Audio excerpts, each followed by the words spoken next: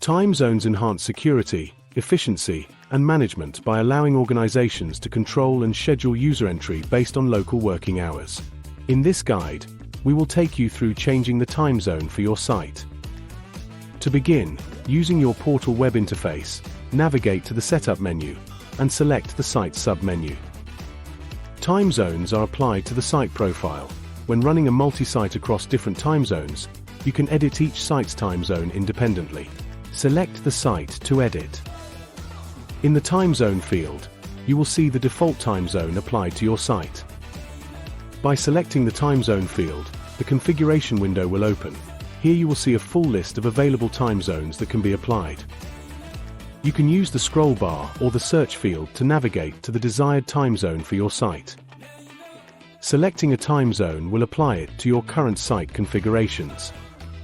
The configuration window will close, and you will see your new time zone applied to the site's time zone field. To commit these changes, use the Save icon. This will then be applied to all controllers under this site. Thank you for watching as we went through setting up a time zone in Access Portal.